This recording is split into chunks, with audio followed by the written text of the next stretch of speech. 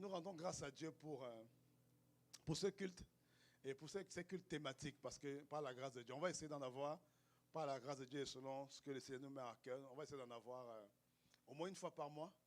Parce que les cultes thématiques, ce sont des moments où nous pouvons zoomer sur un aspect spécifique.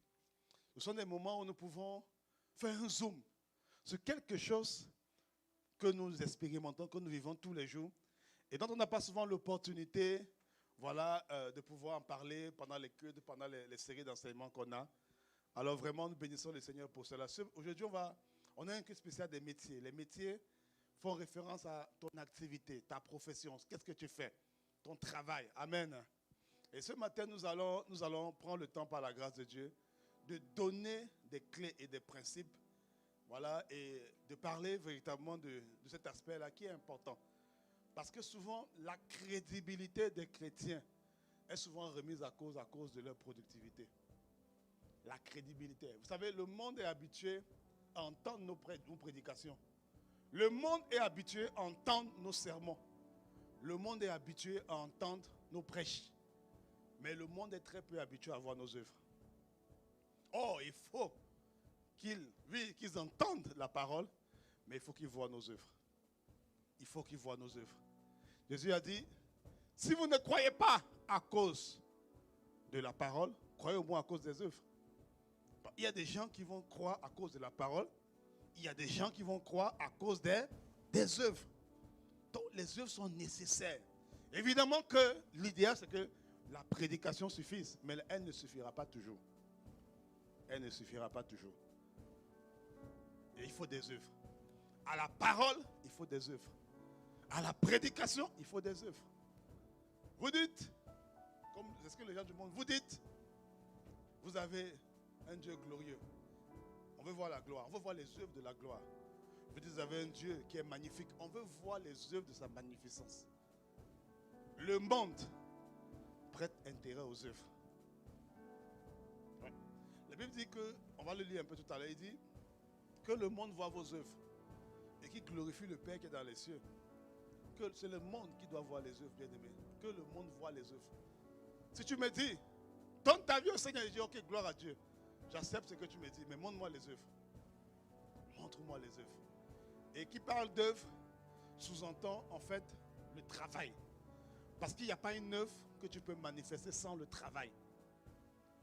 Pour qu'une œuvre sorte de toi, il faut que tu fasses un effort. Tu fasses quelque chose. Il faut que tu travailles. Tu as la culture et l'habitude de travailler. Je te préviens déjà, je te préviens. Si tu es venu dans cette église et tu crois que véritablement, on prie pour que tu ailles. Oui, on prie pour que tu ailles au ciel, c'est vrai. Mais on prie pour que tu influences ta génération. On prie pour que tu impactes ta génération. Tu impactes je ne dois pas laisser la terre dans l'état dans lequel je l'ai trouvée. Ce n'est pas possible. Ce n'est pas possible. Il faut que je sois productif. Il faut que je sois productif. Il faut être productif. Et pour être productif, c'est le travail. Genèse chapitre 1 au verset 28. C'est la première étape du processus de domination que Dieu a donné à l'homme. Il dit, Dieu est béni. Et Dieu leur dit, soyez féconds. Soyez féconds.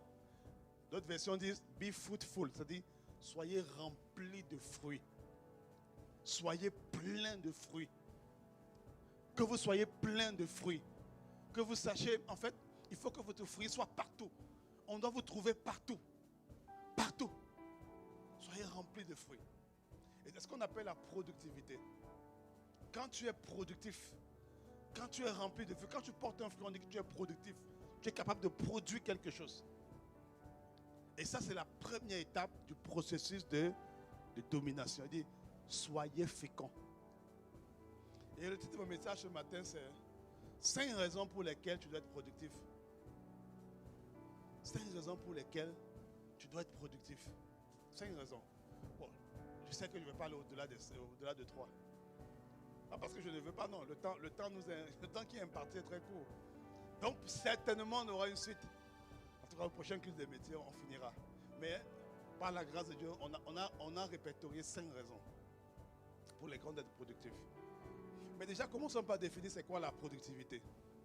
La productivité, selon la pensée biblique, c'est la capacité à faire sortir ce qui est en toi. C'est être productif. Tu comprends? Être productif, c'est ta capacité à faire sortir ce que Dieu a mis en toi.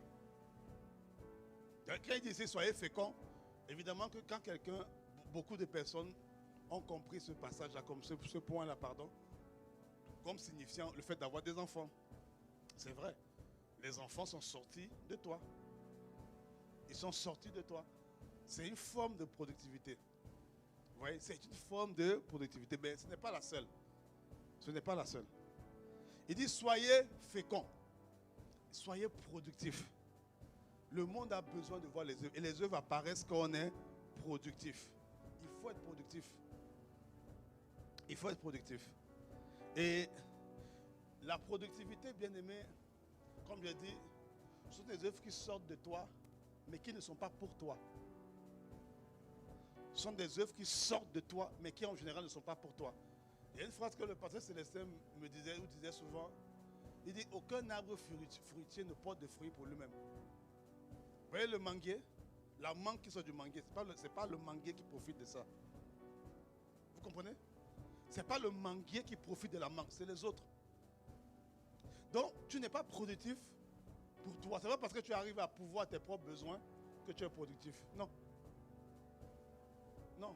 Il faut distinguer la solidarité de la productivité. Regardez, vous voyez, nous sommes au Canada ici, il y a ce qu'on appelle l'aide sociale. Vous voyez, il y a, bon, c'est quoi le terme exact? Le revenu de solidarité, un truc comme ça. Bon, on appelle ça communément l'aide sociale. Tu vois, c'est-à-dire que le Canada a établi un montant qu'on donne à tous les citoyens, qu'ils travaillent ou non, pour vivre. Mais ça, ce n'est pas la productivité. Beaucoup de chrétiens sont dans le juste assez, mais ils pensent que c'est la productivité. Non. Ce n'est pas ça la productivité. La productivité intervient quand tu es capable de pouvoir pour les autres. Là, tu es productif. Plus seulement pour toi, mais pour les autres.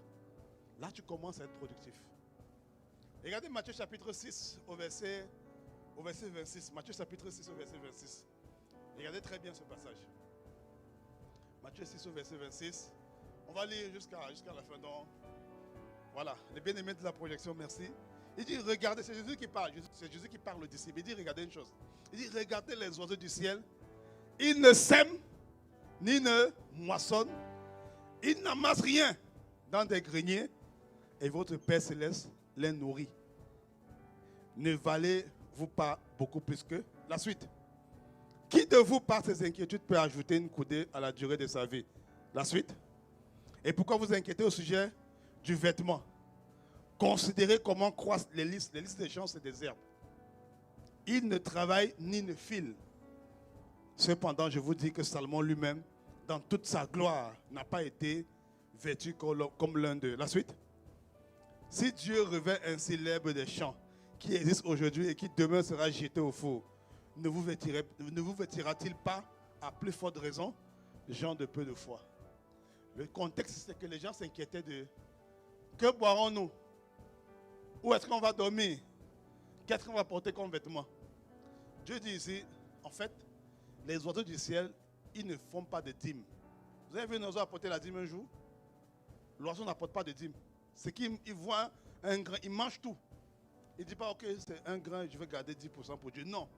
La Bible dit, il ne sème ni ne moissonne. Mais Dieu prend soin d'eux. En fait, Dieu ne prend pas soin de quelqu'un parce que la personne donne la dîme ou les offrandes. Tu comprends? C'est vrai. C'est une parole impopulaire, je sais. Mais il faut que tu comprennes ça. Dieu prend soin de toi parce que nous sommes ses enfants. Aujourd'hui, il y a certains qui sont parents. Tu es parent. Mon fils ne produit rien. Il n'est pas productif, il ne donne pas sa dîme, il ne donne pas sa dîme, ses offrandes à la maison. Il ne faut aucune offrande. Mais je prends soin de lui parce que c'est mon fils. Parce que c'est mon enfant. Je prends soin de lui. Et c'est la même chose. Même le gouvernement canadien fait la même chose. Ceux qui touchent l'aide sociale, ce que je ne vous encourage pas d'ailleurs, il ne faut pas faire ça. On va voir pourquoi. Ceux qui touchent l'aide sociale, en fait, ils ne sont pas productifs. Ils ne produisent, ils ne travaillent pas. Il y a des conditions où tu ne travailles pas. Mais le gouvernement estime que pour que tu es citoyen, il y a un minimum qu'on te donne à cause de ta citoyenneté. C'est pourquoi c'est important de connaître qui tu es. On dit, je sais qui je suis. Quand tu sais qui tu es, il y a un minimum que tu sais que tu as. Tu connais tes droits. Tu connais tes droits. Donc, il y a des choses que Dieu a déjà préparées pour nous. Donc, si tu arrives à manger, à boire, ne dis pas que tu es productif. Ne dis pas ça. Si tu arrives à avoir où dormir et t'habiller décemment, ne dis pas que tu es productif. C'est le minimum que Dieu donne. Beaucoup de gens se sont trompés, surtout dans l'église, avec une mentalité de médiocrité en croyant que dormir, en tout respect, toute considération, mais c'est médiocre. Hein? Dormir, ça dit être capable de se vêtir, être capable de s'habiller, être capable de manger et de boire. Ça, ce n'est pas encore la productivité. C'est le minimum dans le ciel. Parce que même les oiseaux sont comme ça. Même les oiseaux. On a lu le passage. Il dit les oiseaux ne sèment ni ne moissonnent. Dieu prend soin d'eux. Il dit le lys des champs, il ne travaille pas, il ne fait rien. Dieu l'habille, Dieu le revêt d'un vêtement de gloire. Donc, s'habiller, manger, boire, être capable de dormir. En fait, ça c'est le minimum. Donc si toi tu vises dans ta vie à atteindre seulement ce niveau-là, tu es dans le minimum. Tu es dans le minimum. Tu n'es pas encore dans la productivité. C'est la solidarité. La solidarité céleste. C'est ça. Tu comprends? Ça va? Écoute, c'est pas pour te... je ne vais pas te culpabiliser, faut pas... Tu vois? On est ensemble, mais il faut que je dise la vérité. Tu comprends? Il faut que je dise la vérité sur la productivité selon la pensée de Dieu. Ce n'est pas la solidarité. La productivité commence à partir du moment où tu es capable de pouvoir pour les autres. Là, tu deviens productif. Tant que tu n'as pas fait ça, tu es dans la solidarité. Tu amasses pour toi. Tu amasses pour toi. Tu peux te nourrir toi-même. Ok. Ta famille, ok. Mais ça, c'est toi. Tu n'es pas encore productif. Qui d'entre nous ici, imaginez quelqu'un nous voit, nous interpelle dans la rue pour demander de l'argent. En général, qu'est-ce qu'ils disent? Je n'ai pas de quoi manger. Je n'ai pas là où dormir. C'est ce qu'ils disent. Vous n'allez jamais voir un mendiant qui dit, bon, j'ai un immeuble à finir, s'il te plaît. Est-ce que tu peux me donner l'argent? Vous allez donner? Imaginez quelqu'un qui vient, un itinérant ou quelqu'un qui fait la mendicité. Il vient vous dire, ok, écoute, j'ai 3 immeubles là. Je suis en chantier, il me manque de l'argent pour terminer. Vous serez même choqué. Je vous dis, pourquoi il me demande? Pour pouvoir s'enrichir. Or, la plupart du temps, quand les gens demandent, c'est pour le minimum. Parce qu'on estime que nous-mêmes, on estime que tout le monde a droit au minimum. Tout le monde a droit au minimum. Mais il y a un niveau où tu ne dois plus être, où tu n'es plus dans le minimum, pardon. C'est quand tu commences à être productif. Être capable de bien manger, bien dormir, dormir dans une maison et tout, s'habiller, ça c'est le minimum. Sois fier de ça, rends grâce à Dieu pour ça. Ne t'arrête pas à ça. Ne t'arrête pas à ça. Si tu t'arrêtes à ça, tu n'es pas encore dans le mandat de domination. Tu n'es pas encore dans la dynamique d'être fécond, d'être be fruitful. Tu n'es pas encore dans ça. Si tu es dans ça, gloire à Dieu. Tu n'es pas dans ça, crie à Dieu. Avec foi. Mais sache qu'il y a un niveau supérieur au juste assez. Deuxième exemple. 1 Roi 17 à partir du verset 1. À partir du verset 1. Lisons. Deuxième exemple. Qui montre en fait qu'on n'est pas encore dans les 5 raisons. Hein. On est dans l'introduction pour te montrer en fait que ce n'est pas parce que j'arrive à manger, boire, dormir, j'arrive à avoir le juste assez que je suis productif. Non. La productivité intervient après ça.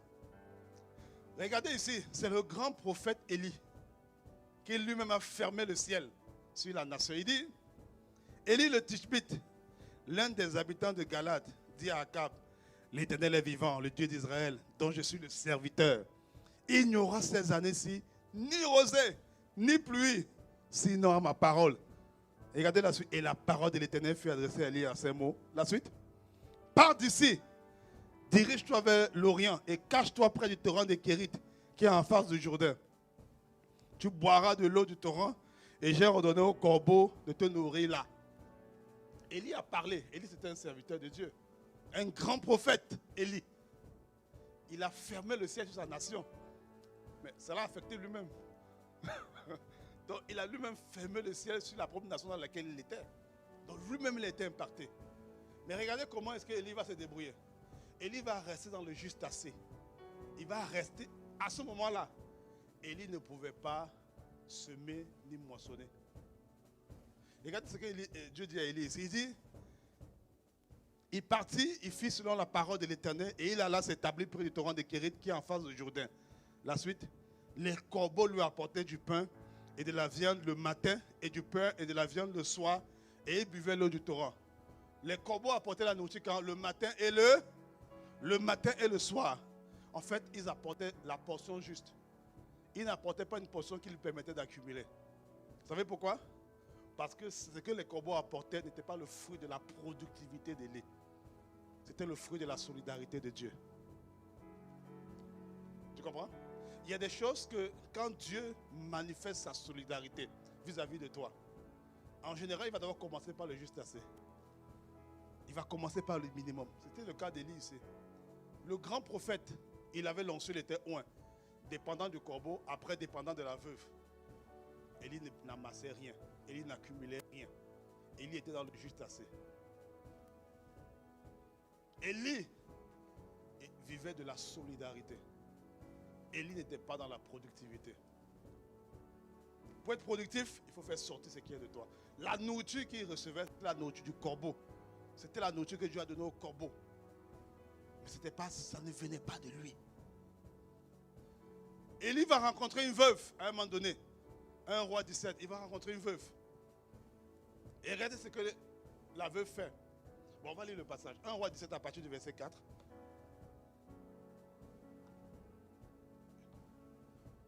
À partir du verset 4, ok. Il dit, tu boiras de l'eau du torrent, j'ai donné au corbeau de te nourrir. Là, la suite. Il partit, il fit selon la parole de l'Éternel, et il alla s'établir près du torrent de Kérit qui est en face du Jourdain. Les corbeaux lui apportaient du pain et de la viande le matin, et du pain et de la viande le soir. Il buvait de l'eau du torrent. La suite. Mais au bout d'un certain temps, le torrent fut à sec, car il n'était point tombé de pluie dans le pays. Élie n'avait plus de réserve d'eau. La suite. Et alors la parole de l'Éternel lui fut adressée en ces mots. Lève-toi, va à Sarepta, qui appartient à Sidon, et demeure là. Voici, j'ai ordonné à une femme veuve de te nourrir. Élie était dépendant. Il était dépendant de Dieu, c'est bien, mais Dieu lui donnait le juste assez. Le juste assez. Maintenant, regardez bien ce que Dieu dit. Il dit, j'ai ordonné là à une femme de te nourrir. La suite. Il se leva et il s'en alla à Sarepta. Comme il arrivait à l'entrée de la ville, voici, il y avait là une femme veuve qui ramassait du bois. Il appela et dit, va me chercher, je te prie, un peu d'eau dans un vase afin que je boive. Et elle alla en chercher. Il appela de nouveau et dit, apporte-moi, je te prie, un morceau de pain dans ta main. Et elle répondit, l'Éternel ton Dieu est vivant. Je n'ai rien de cuit. Je n'ai qu'une poignée de farine dans un pot et un peu d'huile dans une cruche. Et voici, je ramasse 2 morceaux de bois, puis je rentrerai et je préparerai cela pour moi et pour mon fils. Après quoi nous mangerons, et nous mangerons, après quoi nous mourrons. Dieu dit à Élie, j'ai ordonné à une veuve. Et quand Élie parle à la veuve dit, je n'ai rien entendu. C'est comme si pour la veuve, Dieu ne lui a rien dit. Vous ne voyez pas qu'il y a un décalage? Dieu dit, j'ai parlé à une veuve. J'ai ordonné. Il n'a pas dit, je vais ordonner. En fait, la veuve a déjà reçu l'instruction. C'est ce que Dieu dit à Élie. Mais Élie va voir la veuve. La veuve dit, je n'ai rien pour toi. Et la première raison donc, ça fait le lien, la première raison pour laquelle il faut être productif, parce qu'il y a beaucoup de problèmes pour lesquels ta productivité est une solution. Il y a beaucoup de problèmes pour lesquels ta productivité est une solution. La veuve ici rencontre Élie. Élie lui pose un problème. Il dit, donne-moi telle chose. J'ai besoin de ça. Élie lui expose un besoin. Il lui expose un besoin. Élie dit, voilà mon besoin, voilà mon défi, voilà mon challenge. Elle dit, je n'ai rien. Mais pourtant, Dieu dit, je l'ai ordonné. En fait, c'est comme si le besoin qu'Élie exposait, c'était un ordre que Dieu lui avait donné. L'ordre que Dieu avait donné à la veuve se trouvait dans le besoin qu'Élie a exposé. Les besoins de notre société, les problèmes de notre époque sont souvent des ordres que Dieu nous a donnés de résoudre. Très souvent, mon frère, ma soeur, les problèmes auxquels tu vas faire face, les défis que tu vas rencontrer, les challenges que tu vas voir, ce qui va te faire pleurer, crier à Dieu, sont très souvent des ordres, des résolutions que Dieu a mis dans ton cœur. Quand tu es productif, quand tu as la culture de la productivité, en fait, ce que tu fais, tout problème qui vient vers toi n'est plus un problème. C'est une opportunité de manifester une parole que Dieu a mis, que Dieu t'a donnée. Tu ne dois pas voir les choses.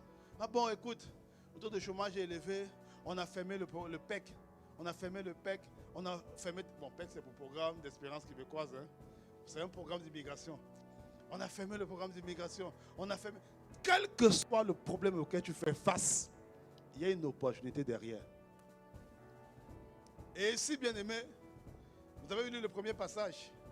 La Bible dit que si ce n'était pas la parole d'Élie, le ciel devait rester sec, fermé. Fermé. Ça veut dire que si Élie mourait, c'était fini. De vous à moi. Si Élie mourait, imaginez, il mourait de faim. C'est fini pour les gars. Qui va parler? Il a dit qu'il n'y aura pas de pluie si ce n'est à ma parole. Donc ça veut dire que si Élie mourait, il ne pourrait plus parler forcément. Vous avez vu un mort qui parle? Hein? Tu as vu un mort qui parle? Donc si Élie mourait là, c'était fini pour la nation. Il ne fallait pas qu'il meure. C'est pourquoi Dieu prenait soin de lui. Parce qu'à un moment donné, il fallait que la pluie retombe. Donc cette veuve-là, elle a aidé à solutionner un problème, pas seulement le problème d'Élie, mais le problème de la nation tout entière. C'était une veuve. C'était une veuve. Elle n'a pas vu Dieu la nuit. Dieu ne s'est pas révélé la nuit pour dire, ma fille, voilà, je t'appelle à faire ça. Non! L'ordre était contenu dans le problème. L'ordre était contenu dans la situation de crise. Tu vois une situation de crise dans ta famille, dans ton travail. Vraiment, est-ce que Dieu veut que je résolve? Tu dois résoudre ça. Résous. Résous. Cherche à résoudre. Cherche à régler ça. Tout problème auquel tu fais face, laisse-moi te dire, la Bible dit que nous ne serons jamais tentés au-delà de nos forces. Tout problème auquel tu fais face, nous avons la capacité de régler ça. Voilà pourquoi, bien aimé, c'est tellement crucial pour nous d'être productifs. Parce qu'il y a beaucoup de problèmes dans le monde. Tu regardes, il y a la guerre, il y a telle chose, il y a telle chose. Ah, peut-être tu regardes ton pays ou un pays. Non, il y a telle chose qui ne se passe pas bien. Ouais, pourquoi c'est comme ça? C'est difficile, c'est compliqué. Ça, résout ça. Je parlais avec un frère en semaine. Il me dit, non, quand je vois telle situation dans tel pays, ça me fait mal. Je pleure la nuit. Il dit, ok, mais résous ça. Pourquoi tu ne résous pas? Il dit, non, je me vois petit. C'est trop gros pour moi. Mais écoutez, Dieu a envoyé Élie vers une veuve. La veuve ici, c'est une personne qui est en situation défavorable. C'est une personne vulnérable. Les veuves n'avaient pas d'argent. Il n'y avait pas d'assurance vie à l'époque là.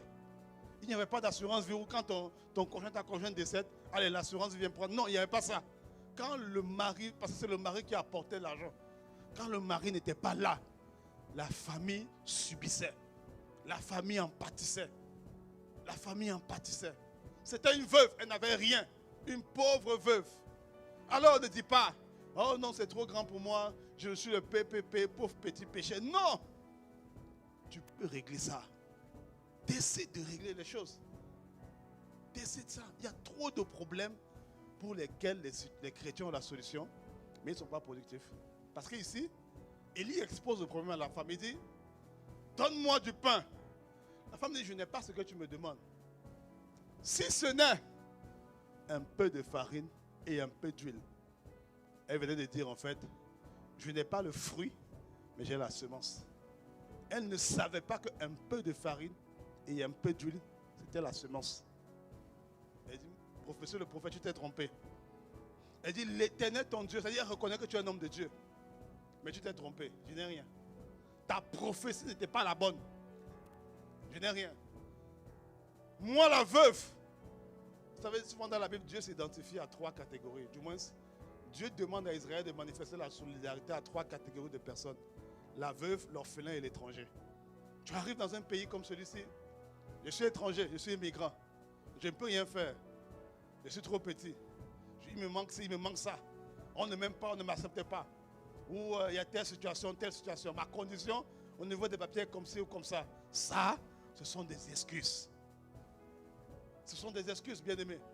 C'est pourquoi Dieu prend une veuve qui est dans une condition faible. Je dis, c'est elle qui a la solution. Et puis, la veuve elle-même regarde à son contexte. Elle regarde à son contexte, dit, mais je n'ai rien. Si ce n'est un peu de farine, un peu d'huile, elle avait la semence. Aujourd'hui, ce que tu sais faire, ton activité, ton diplôme, tes talents, cette capacité peut-être à tresser, à sourire, à faire telle ou telle chose, à préparer tel ou tel mets. Toi, tu dis, c'est rien. Ça ne peut rien faire, ça ne peut pas me nourrir. Ça peut faire quoi? C'est rien du tout. C'est juste pour que je mange et puis je meurs après. C'est tout. Ne banalise pas le peu que tu as. Ne banalise pas le peu. Ne banalise pas le peu. Ne banalise pas le peu. Beaucoup de gens banalisent le peu. Beaucoup de gens banalisent. Regarde, je n'ai que ça. Je n'ai que ça. Je n'ai pas autre chose. Je n'ai que ça. Oui, je sais seulement faire rire les gens. Il y a des gars qui se font beaucoup d'argent juste parce qu'ils font rire les gens. Ils font rire les gens. Je sais seulement faire ça. Je sais seulement chanter. Je sais seulement ce que tu sais faire. Sois productif. Produis quelque chose. Tu dis, non, moi je sais. Et même quand tu fais, on dit, tu fais bien telle chose. Tu joues la fausse modestie. Oui, c'est vrai. Et puis non. Si on te dit, ah, tu fais ça bien. Capte. Prends ça. Amène ça au niveau. Développe.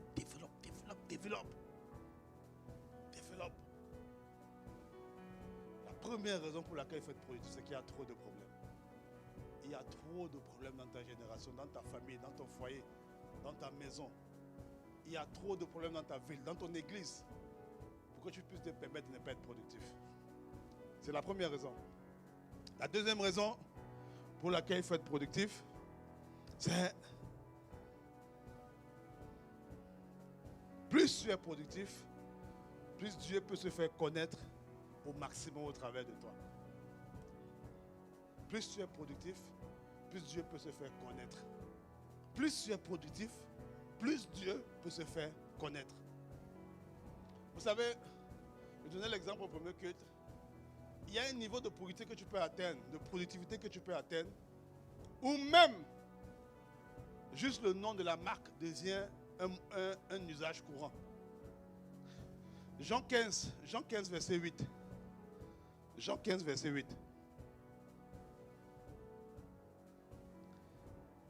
La Bible dit, si vous portez beaucoup de fruits, c'est ainsi que mon Père sera glorifié et que vous serez mes disciples. Matthieu 5, du verset 15 au verset 16, version parole vivante.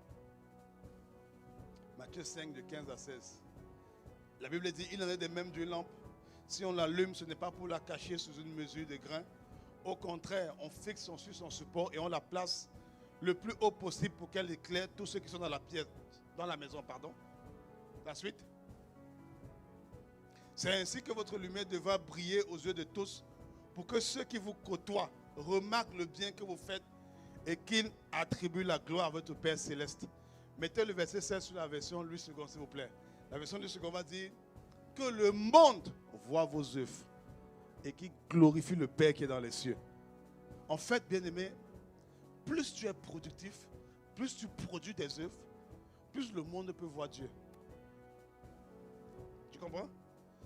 Plus tu portes des œuvres, tu donnes des œuvres, tu laisses les choses sortir de toi, plus Dieu est visible. Plus Dieu est visible. Vous voyez? Je prenais l'exemple de mes enfants. Si vous les prenez, ils ont mes traits. Donc si j'en ai une centaine, bon, ce que je n'aurais pas, mais si j'en ai une centaine, donc plus j'en ai, plus il y a des personnes qui ont mes traits, qui ont mon image. C'est la même chose. C'est-à-dire que quand nous portons des œuvres, plus nous faisons, en fait, une œuvre, en fait, je n'aurai pas le temps d'en parler aujourd'hui, mais peut-être je vais introduire. Une œuvre, en fait, c'est ce qui contient, qui sort de toi et qui contient ta semence. Ok. Mais cherchez le passage sur la parabole de Jésus qui maudit le figuier. Je pense. Attendez, je vais retrouver le passage. Ah, vous ne l'avez pas, vous ne l'avez pas. Retrouvez le passage où Jésus maudit le figuier. Jean, je crois que c'est Jean 6. Jean 6, voilà. Je pense que c'est Jean 6. Mettez Jean 6. Et puis, prenez la version de Jean, parce qu'elle est beaucoup plus explicite. C'est dans les 3 évangiles, mais la version de Jean est beaucoup plus claire. Je vais vous montrer que dans la vie d'un homme, il y a des choses qui peuvent sortir de la vie d'un homme, mais ce n'est pas toujours le fruit. Un arbre ne produit pas que le fruit. Vous comprenez? Un arbre produit aussi des feuilles. Mais les feuilles, ce n'est pas le fruit. Les feuilles vont attirer. Mais les feuilles ne créent pas un héritage, ne créent pas la pérennité. Parce que les feuilles vont finir par mourir. Mais par contre, le fruit crée la pérennité. Si le manguier veut subsister pendant longtemps, il ne doit pas seulement sortir les feuilles, mais sortir le fruit.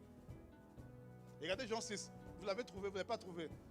Jean 6, Jésus maudit le figuier. Vous n'avez pas trouvé. Ok. Non, pas ça, pas ça, pas ça.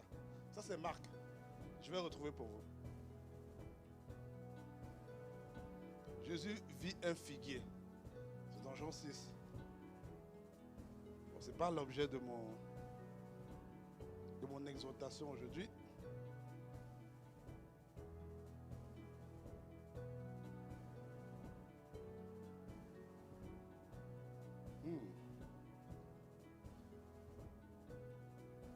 Mettez la version de Marc alors. Mettez Marc. Marc 11. À partir du premier verset.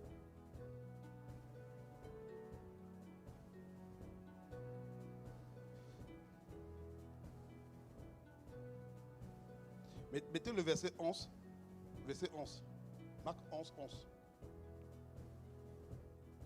Ok. C'est bon? Jésus entra dans Jérusalem, dans le temple. Quand il eut tout considéré comme il était déjà taillé dans la Béthanie avec les 12. La suite.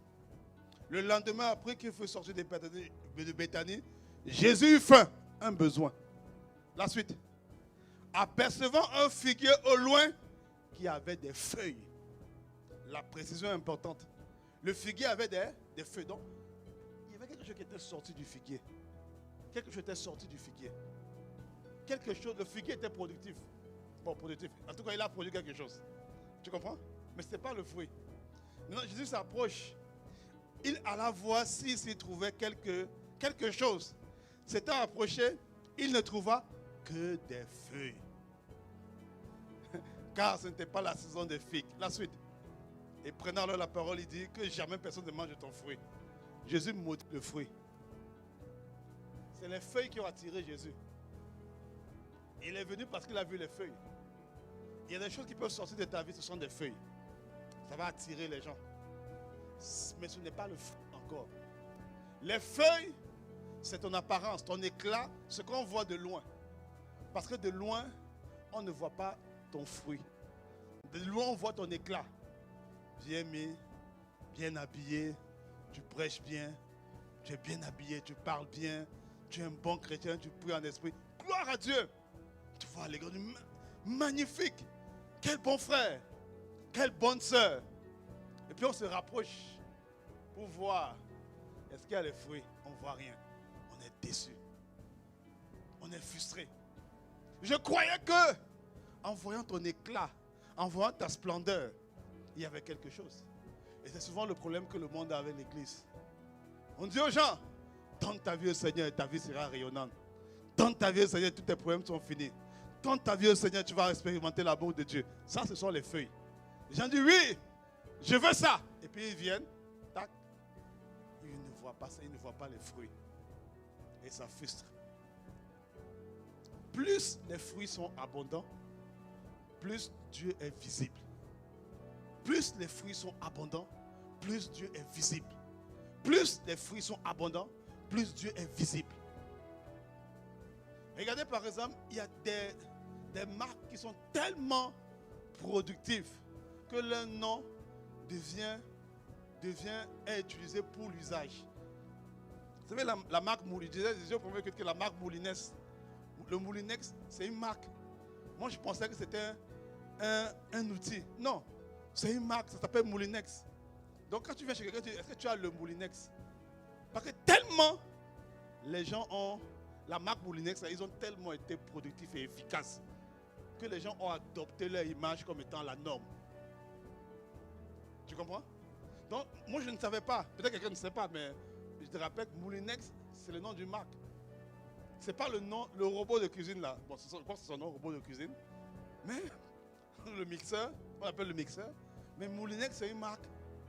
Mais tellement, ce qu'ils ont produit était tellement productif, était tellement bon, tellement efficace, tellement performant que les gens l'ont adopté.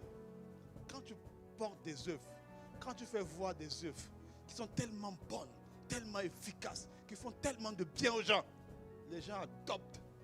Ils adoptent celui qui t'a envoyé. On peut refuser ta parole, mais on ne peut pas refuser tes œuvres. Il dit, si vous ne croyez pas à cause de la parole, croyez-moi à cause des œuvres. Les gens seront toujours confondus par les œuvres. Ils peuvent contester la parole, mais on ne peut pas contester les œuvres. On peut contredire la parole, mais on ne peut pas contredire les œuvres. Parce que les œuvres, c'est un fait. C'est établi. Même chose, vous voyez la marque Frigidaire. Frigidaire, c'est une marque. C'est pas un électro, non. C'est Frigidaire. On dit, est-ce que tu as le Frigidaire chez toi? Parce que tellement la marque là a été productive qu'on a adopté ça dans le langage courant. Il y a des choses, bien aimées, il y a des choses que quand on arrive à un certain niveau de productivité, on adopte ta marque.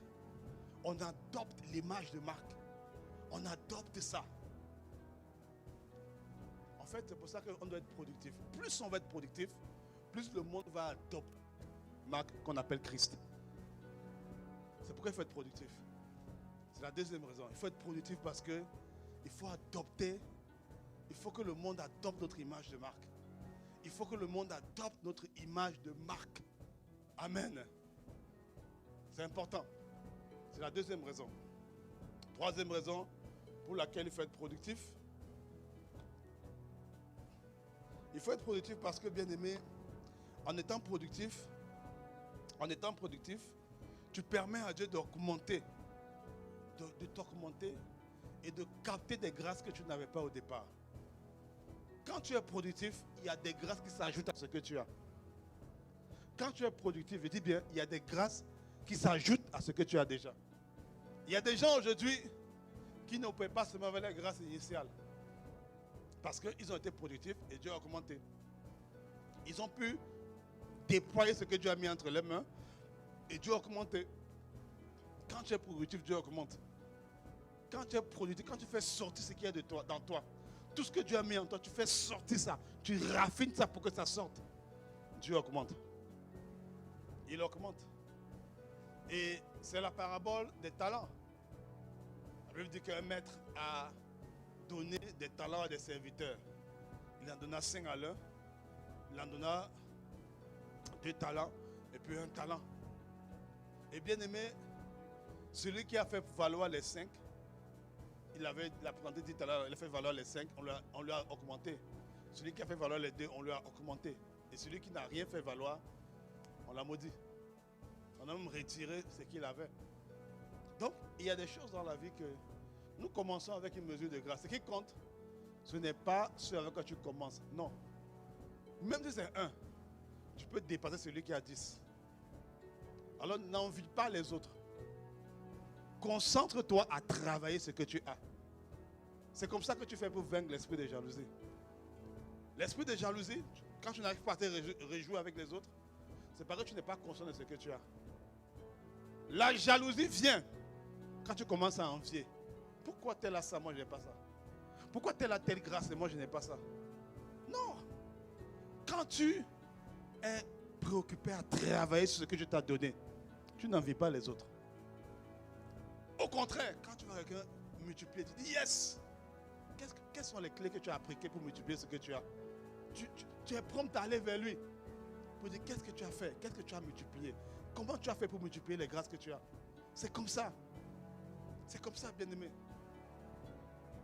Le problème, c'est qu'on est dans une génération où, avec les réseaux, on a magnifié des grâces plus que d'autres.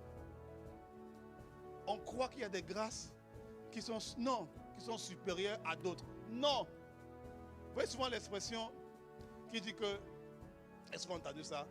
Non, il a un grand appel de Dieu sur sa vie. Personne n'a un petit appel de Dieu sur sa vie, je te dis déjà ça. Non, celui-là, il a un grand appel de Dieu sur sa vie. Tout le monde, la Bible dit que tout ce que Dieu fait, il le fait à merveille. Tu me suis? Donc il n'y a personne qui peut me dire, celui-là a un grand appel, celui-là a un petit appel, celui-là a un moyen appel. Ça n'existe pas. Il a un grand appel de Dieu sur sa vie. C'est vrai, comme tout le monde. Comme tout le monde. On ne dit pas, non, il a l'appel de Dieu sur sa vie. Donc sous-entendu quoi, les autres n'ont pas? Non, tout le monde est appelé. Tous ceux qui donnent ta vie au Seigneur, il dit, ce n'est pas vous qui m'avez choisi, mais c'est moi qui vous ai choisi, dit Jésus. Tu es venu à Christ, c'est que c'est Jésus qui t'a choisi. Jésus t'a choisi. Tu n'es pas venu parce que, bon, écoute, on m'a trop prêché, je n'avais rien à faire, je m'ennuie. Non, c'est parce que Jésus t'a appelé. Et tu as un grand appel de Dieu sur ta vie. Tu comprends? Voilà. Et bien aimé, comprends une chose. Et c'est ce qui fait qu'il y a beaucoup d'envie. Il y a beaucoup de jalousie. Parce que tu ne regardes pas à ce que tu as mis en toi. Tu regardes aux autres. Je veux chanter comme un tel. Je veux prêcher comme un tel. Je veux faire des miracles. Pourquoi? Quand c'est moi, les gens ne tombent pas. Et puis les autres, c'est les gens qui tombent. Non. Travaille ce que Dieu t'a donné. Reste dans ton couloir. Apprends à faire ça. Tu vois? Et non. Pourquoi telle soeur, tel frère, il parle comme ça, il parle bien. Moi aussi, non. Travaille ce que Dieu t'a donné. Travaille. Le seul domaine où tu dois aspirer, où tu dois désirer, sont les dons de l'esprit. Eux, tu dois les désirer. Tu dois désirer avoir les dons de l'esprit. Tu comprends? Mais à part ça, tu n'as pas envie de la grâce que sur quelqu'un d'autre. Non. Tu as une grâce sur toi aussi. Travaille à ça. Développe ça. Développe. Développe. Et souvent, comme je disais, on a élevé des grâces plutôt que d'autres. Non. Non, tout le monde est utile dans le corps de Christ. Tout le monde est utile. Tout le monde. Et on croit que souvent, accomplir son ministère, c'est devenir pasteur, prophète, apôtre. Non. Non. Non. En fait, tu dois comprendre que il faut être capable, la priorité pour nous, développe ce que Dieu a mis en toi. Cherche ce que Dieu a mis en toi et développe ça. Déploie ça. Qu'est-ce qui va arriver? Dieu va t'augmenter. Il va te donner d'autres. Il va te faire confiance davantage. Et le problème souvent, c'est que la plupart des gens restent avec ce qu'ils ont reçu au départ. Un roi, ou deux rois plutôt, deux rois maintenant. Deux rois, on va regarder chapitre 4 du verset 1 au verset 6. Deux rois chapitre 4 du verset 1 au verset 6. Là maintenant, Élie a traité avec une veuve. Son disciple Élisée traite aussi avec une veuve. Comment c'est une affaire de... C'est l'onction qu'ils avaient, ils savaient traiter avec les veuves. La Bible dit dans 2 Rois chapitre 4 du verset 1 au verset 6, une femme d'entre les femmes des fils des prophètes cria à Élisée en disant, ton serviteur, mon mari, est mort et tu sais que ton serviteur craignait l'Éternel. C'était un homme de Dieu. Or, le créancier est venu pour prendre mes 2 enfants et en faire des esclaves. Il était homme de Dieu, mais il avait des dettes. Il était endetté. Ce qu'on dit les créanciers, ça veut dire qu'il avait des dettes. Et il n'a pas réglé ses dettes avant de mourir. Il n'a pas réglé ses dettes. Il est mort, il a laissé les dettes. Il est comme cette famille chrétienne là. Où on est allé les voir, on dit, écoutez, est-ce que vous avez pris une assurance vie? Je dis non. Nous, prendre l'assurance vie, c'est un manque de foi. C'est un manque de foi. Que non, si je prends une assurance, c'est comme si je manquais de foi. Ou ce frère, cette soeur, qui habite dans un appartement qui n'a pas d'assurance pour son appartement. Ah, je peux que ce ne soit pas ton cas. J'espère que ce n'est pas ton cas. J'espère que ce n'est pas ton cas. C'est pas ton cas. Tu dois avoir une assurance. Ça ne coûte pas cher. Bon, ça ne coûte pas cher. Peut-être pas. Tu dois avoir une assurance. Mais parce que tout peut arriver. En fait, la foi, ce n'est pas comment dire l'auto-persuasion. Tu comprends? La foi consiste à marcher avec Dieu, quel que soit ce qui arrive. Quel que soit le mal qui peut arriver. C'est ça, là, tu continues de marcher. Quelqu'un qui marche pour la foi est comme ça. Mais la foi ne consiste pas à se dire que le mal ne va pas arriver. Non. Ça, c'est l'auto-persuasion. Le mal peut arriver à n'importe qui. La Bible dit que le malheur atteint souvent le juste. C'est pas parce qu'il a fait un truc. Il est juste, mais le malheur peut l'atteindre. Mais si quand le malheur t'attend, tu dois penser à ça. Ça ne veut pas dire que tu attires ça. Non. Tu te prépares. Ici, l'homme de Dieu était mort. Et il avait des dettes. Il était mort, il a laissé les dettes à sa femme. Vous voyez? Puisque elle dit les créanciers sont venus pour récupérer les enfants. Donc, il a laissé les dettes à la famille. C'est la famille qui devait payer ses dettes. Il a pris des dettes, il n'a pas pris des assurances pour se protéger. Parce que nous ne connaissons ni l'heure ni le jour. Tu ne connais pas quand tu vas partir. Parce que, laisse-moi te dire, c'est une prophétie qui a arrêté sur tous les hommes. Hein. On partira un jour de cette terre. Tu ne connais pas, donc prends tes précautions. Tu comprends? Donc ici, elle vient voir Élisée pour dire, bon, l'homme de Dieu n'a pas fait ça. Et nous sommes dans les problèmes. La suite. Élisée lui dit, que puis-je faire pour toi? Il dit, mais, ok, bon, il n'a pas fait ça. Bon, moi le pasteur, qu'est-ce que je dois faire? Et puis, il demande à la dame, qu'as-tu à la maison? Elle répondit, ta servante n'a rien du tout, si ce n'est qu'un vase d'huile. La plupart du temps, la semence, parce que le vase d'huile, c'est la semence de la femme. Ce qui doit t'amener à un niveau de prospérité, de productivité, tu as tendance à le banaliser. Tu as tendance à le mépriser.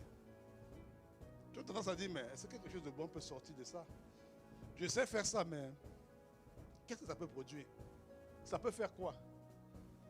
Oui, j'ai cette capacité, c'est vrai. Je ne sais pas, je sais bien écrire, j'ai une bonne main d'écriture. Mais qu'est-ce que ça peut faire? Ça peut faire quoi? Ça peut faire quoi? La plupart du temps, on banalise la semence. On banalise la semence. Et c'est un gros problème. C'est un gros problème. Elle se plaignait que son mari n'a pas réglé les dettes. Non, il faut régler les dettes. Mais son mari avait laissé une semence extraordinaire. Il avait laissé l'huile, et le vase. Il avait laissé quelque chose d'extraordinaire. Il n'avait peut-être pas payé les dettes. Il avait laissé la semence pour régler tout. Il avait laissé la semence pour régler tout. La femme manquait de discernement. Elle ne discernait pas que ce que le mari a laissé à la maison, ça pouvait régler tous les problèmes. Élisée lui dit, tu as quoi à la maison? Il dit, j'ai l'huile et le vase. L'huile, quand vous voyez souvent l'huile dans la parole, c'est le symbole de l'esprit. C'est le symbole de l'onction. Vous comprenez? C'est le symbole de l'onction du revêtement. En fait, en quelque sorte, elle disait, ou du moins, on peut comprendre ça comme étant, en fait, l'onction de mon mari est toujours à la maison. Le fruit de sa relation avec Dieu est toujours là. Mais il ne se déploie que dans un vase. L'onction n'est pas seulement pour l'église, pour prêcher. Non. L'onction est dans les affaires, pour gérer une société, pour faire à manger. Pour faire à manger, on m'a raconté l'histoire vraie d'une femme qui a fait à manger dans un vase d'honneur, un rassemblement, un séminaire. Elle a fait à manger tellement la nourriture était ointe. On l'a appelée dans les Émirats. On l'a appelée une femme, on l'a appelée qu'elle aille aux Émirats, qu'elle aille aux Émirats pour faire à manger là-bas. Parce que tellement ce qu'elle a fait, c'était extraordinaire. Il dit, il avait l'huile et un peu de vase. Le problème, le problème c'est que tu laisses seulement ta relation avec Dieu, l'onction que Dieu te donne, parce que nous sommes dans un domaine, dans un vase. Tu amènes l'onction dans un vase, un secteur. C'est-à-dire quand tu veux exhorter, quand tu veux prendre soin d'une âme, c'est là où tu pries, c'est là où tu cherches, c'est là où tu cries à Dieu. Non! Tu veux nettoyer, c'est parce que tu travailles au McDo. Il y a l'onction, tu peux amener l'onction là-bas. C'est un vase. C'est un vase. Tu travailles, c'est pas où, au Timoton, comment j'ai eu à travailler là-bas? C'est un vase. C'est un vase. Amène ta relation avec Dieu partout. En fait, elle dit ici, on a la relation, c'est vrai. Mais on est dans un domaine, un endroit, l'église. Il faut être dans l'église, il faut commencer à l'église. Gloire à Dieu. Il faut commencer à l'église. Parce que si vous remarquez bien ici, que ce soit le cas de la veuve de Sarepta, elle n'a pas résolu les problèmes de tout le monde. Non. Elle a résolu les problèmes d'un homme de Dieu, de l'église. Commence par l'église. Si tu veux commencer à résoudre les problèmes des gens, regarde les problèmes qui sont dans l'église. C'est de les résoudre. Commence par l'église. Commence par l'église. Il dit si tu es fidèle à ce qui est autrui, on te donnera ce qui est à toi. Autrui là, il faut que ce soit Dieu pour toi. Si tu es fidèle à ce qui est à Dieu, Dieu te donnera ce qui est à toi. Si tu es fidèle à ce qui est à, c'est pas quoi, KPMG te donnera ce qui est à toi. Mais crois-moi, tu veux que ce soit Dieu qui te donne ce qui est à toi. Commence par être fidèle à ce qui est à lui. Elle dit, le mari a laissé quoi? L'huile et le vase. Regardez l'instruction d'Élie. Il n'a pas dit va prendre notre huile, non. Il y a déjà la relation avec Dieu qui est là. Il dit maintenant, madame, ton problème c'est que tu as un seul vase. Va multiplier les vases. Va prendre. Va chercher dans tous les domaines. Tous les domaines amènent Dieu là-bas. Tu amènes Dieu dans un seul domaine. Amène Dieu dans tous les domaines. Amène les principes de Dieu. Les principes, j'ai parlé à quelqu'un, un homme d'affaires. Je lui ai dit, mais il me parlait comment il avait des difficultés à gérer son activité, son entreprise. Je lui ai dit, mais écoute, je lui ai partagé les principes que je fais dans l'église. Et ce que je te dis là sont des principes. Ça marche dans l'église, tu fais ça, ça va marcher dans tes trucs. Ça va marcher. Parce que lui, ce n'est pas seulement pour ici. Si tu fais ça, ça va marcher dans ton travail. Ça va marcher dans tes études. Le disciple-là que je le fais même avec mes collègues. Je cherche c'est quoi le besoin. Quand je viens le matin, c'est quoi les besoins? J'écoute, je note. Et puis on dit, mais toi, tu es différent. C'est la remarque qu'ils me font. Tu es différent. Tu as un savoir-être qui est différent. Tu as quelque chose qui est différent des autres. Mais c'est le même principe. C'est l'huile qui est ici qui fonctionne là-bas. L'huile, en fait, il faut juste multiplier les vases. Tu veux être productif? Apprends à multiplier les vases. Quand tu veux travailler, quand tu veux préparer. Tu es gentil à l'église. Arrive à la maison. C'est toi qui insultes tout le monde. C'est quoi ça? Tu dis non, on n'est plus à l'église ici. Non, tu vois? Non. Tu es à l'église. Oh, oui, mon frère, ma soeur. Et puis à la maison, on va voir ça ici. C'est quoi ça? Tu vois? Non. Tu dois être. En fait, l'huile, ce n'est pas juste pour ici. Amène ça partout. Amène ça partout. Les principes de Dieu ne sont pas vrais seulement dans l'église. Ils sont vrais partout. Ils contrôlent tout. L'univers, ils contrôlent tout. Elle avait un peu d'huile. Elle avait un seul vase. Elle appelait ça je n'ai rien. Pourtant, elle avait la semence. Ce qu'elle avait, c'était extraordinaire. Elle avait la capacité d'influencer tous les domaines de la société. Les vases, c'est ça. Les vases, ce sont les serres d'influence. Les vases, c'est une sagesse que tu acquiers. Les vases, c'est une sagesse que tu acquiers dans un domaine particulier. Pourquoi Jésus dit, on ne peut pas mettre un vin nouveau dans de vieilles outres. Sinon, le vin et les outres vont se briser et on perd le vin. Et il faut des outres nouvelles. Il faut des vases nouveaux. Et le vase nouveau que Jésus parlait, c'était le renouvellement de la mentalité. La sagesse, la pensée nouvelle. C'est ça que Jésus disait. Lorsqu'on parle de vase ici, on fait référence à une sagesse que tu n'as pas. Un domaine que tu ne connais pas. Une connaissance que tu n'as pas. Tu amènes seulement lui dans un domaine. Il te manque de la connaissance. Ton huile, ta relation avec Dieu, c'est seulement dans le domaine de l'église. Ou dans le domaine, je ne sais pas quel domaine tu es. Amène ça partout. Partout. Parce que ce que tu as, il y a une tendance naturelle à mépriser la semence. Il y a une tendance, les hommes sont comme ça. On a une tendance naturelle à mépriser la semence. Jean chapitre 6, à partir du verset 5, je pense. Jean 6. Ouais, c'est Jean 6 à partir du verset 5. Ah oui, merci. Il dit, c'est la multiplication des pains. Tu vois, c'est la multiplication des pains. La Bible dit, c'est Jésus qui a levé les yeux. Il dit, ayant levé les yeux et voyant qu'une grande foule venait à lui, Jésus dit à Philippe, où achèterons-nous les pains pour que ces gens aient à manger? Il disait cela pour l'éprouver car il savait ce qu'il allait faire. Il y a des situations, bien aimé, tu vas prier Dieu, tu vas aller rencontrer Dieu. Dieu lui-même va t'exposer un problème. Il dit, voilà la foule qui est là, monsieur Philippe. Voilà la foule. Monsieur l'intellectuel Philippe. Et Philippe, c'est un intellectuel. Chaque disciple de Jésus avait une particularité. Ouais, Philippe, c'était l'intellectuel du groupe. C'était le savant, le scientifique du groupe. Et puis Jésus lui pose un problème. Monsieur le scientifique, tu as des diplômes, tu es un grand érudit. Gloire à Dieu. Mais voilà donc la foule qui est là. Qu'est-ce qu'on fait d'elle? Qu'est-ce qu'on va faire? La Bible dit qu'il savait pourquoi il posait la question. Il y a des situations où tu vas aller voir Dieu. Dieu lui-même, même des rêves, que Dieu va te montrer une situation compliquée. Tu vas dire, mais pourquoi Dieu me montre ça? C'est le diable. Non, ce n'est pas le diable. C'est parce que Dieu veut t'amener la solution de la chose. C'est pour ça que Dieu te montre ça. C'est ce qui s'est passé avec Ézéchiel dans la vallée des ossements. Il dit, il monte la vallée des ossements. Il dit, regarde, toi-même regarde. Ce n'est pas le diable qui l'a amené là-bas. Il dit, le Seigneur m'a transporté, il m'a amené dans une vallée remplie d'ossements.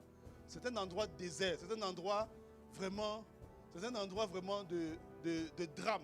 C'est un endroit chaotique. Une vallée d'ossements. Il y a des endroits, des environnements que Dieu va te montrer. Dieu va te conduire là-bas. C'est désertique. C'est vraiment, c'est mortifère même. Mais ce n'est pas pour te détruire, c'est pour que tu sois une solution. On ne dit pas tout de suite. Comment Dieu, c'est le diable qui m'a amené. Ce n'est pas le diable. C'est pas le diable. Il y a des endroits où des familles, tu diras, mais pourquoi ma famille est même comme ça? Non, elle est comme ça pour que tu changes ta famille. Pourquoi les gens de ma famille sont comme ça? Ils sont comme ça pour que tu changes les choses. En fait, c'est la question que Dieu souvent va te poser. Pourquoi les gens de ta famille sont comme ça? Il va te poser la question. Pourquoi dans ta famille, il y a trop de problèmes comme ça? Tu dis non, il y a trop de problèmes chez nous. Pourquoi dans ta famille, il y a trop de problèmes? Parce que tu es la solution. Monsieur Philippe l'intellectuel. Monsieur Philippe l'analyste, l'observateur. Il dit ici, Monsieur Philippe, comment on va faire pour les gens qui sont là? Il y avait plus de 5000 personnes. Il y avait plus de 5000 personnes. La suite. Et regardez Philippe l'intellectuel. Il a analysé, calculé la portion qu'il veut. Il dit, les pains qu'on aurait pour 200 deniers ne suffiraient pas pour que chacun en reçoive un peu. Il a vu une foule, mathématiquement. Il a commencé à calculer combien d'argent il faut pour nourrir la foule. Il a fait un calcul rapide. C'était un gars qui était intellectuel. Il était fort, doué. Philippe, c'est le logique. Philippe, c'est le rationnel. Philippe, c'est l'analytique. Philippe, c'est celui qui voit dire, ok, à partir de telle équation de Pythagore, de Thalès, on peut faire ça, on peut faire ça. Ça, c'est Philippe. Il voit la foule et tout de suite, les chiffres commencent à calculer. Il faut de ça dans les disciples, il faut de ça. Mais monsieur Philippe, sache que ton intellectualité est limitée par rapport à la grâce de Dieu. Ton intellectualité est limitée. Tu pourras analyser, évaluer. C'est vrai. Mais sache que Philippe, tu es limité. Tu es limité. Et maintenant, il y a un deuxième disciple qui vient en jeu. On appelle André. Lui, André, ce n'était pas l'intellectuel du groupe, c'était le connecteur du groupe. C'est André qui a connecté Pierre à Jésus. André vient et dit, un de ses disciples, André, frère de Simon Pierre, lui dit, André c'était le connecteur. C'est lui qui faisait les connexions. Vous devez toujours avoir un André. Il faut avoir un Philippe, il faut avoir un André. Du moins, il faut avoir l'attitude de Philippe, mais il faut aussi avoir l'attitude d'André. André connectait les gens. Vous allez voir, lisez l'histoire d'André. Vous savez ce qu'il a fait. Chaque fois, il était toujours en train de connecter. Connecter. Mettre les gens.